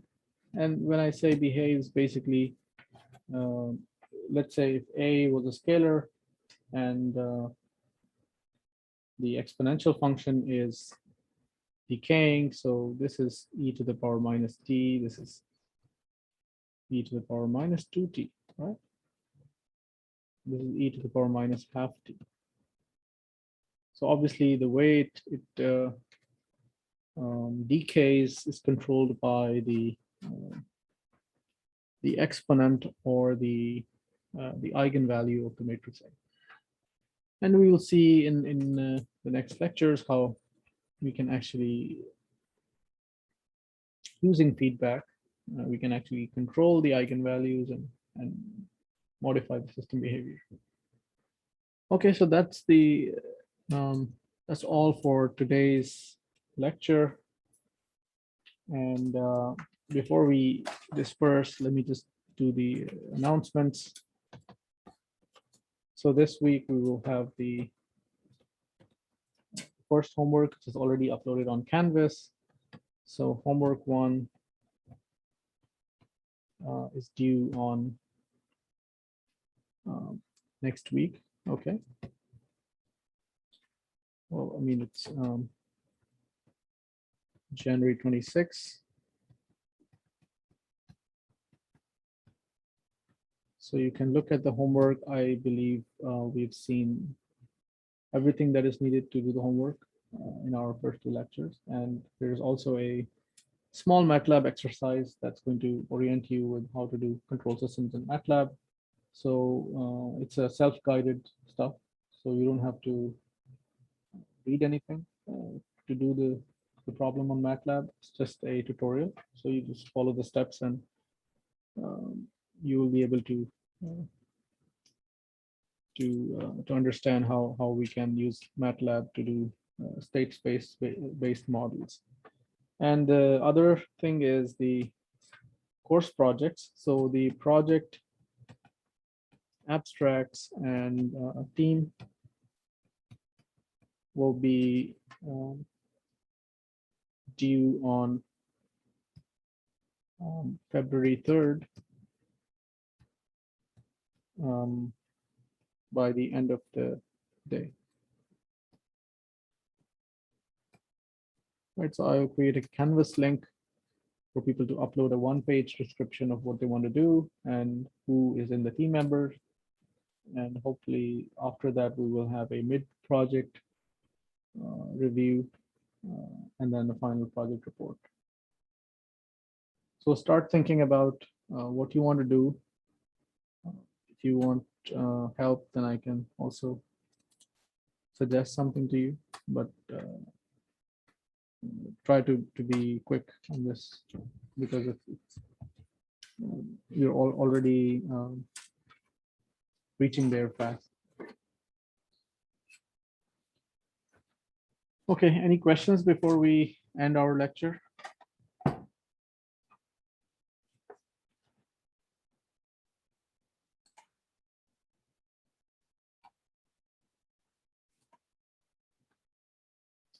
Okay, if not, then let's meet next week, and good luck for your homework and other assignments.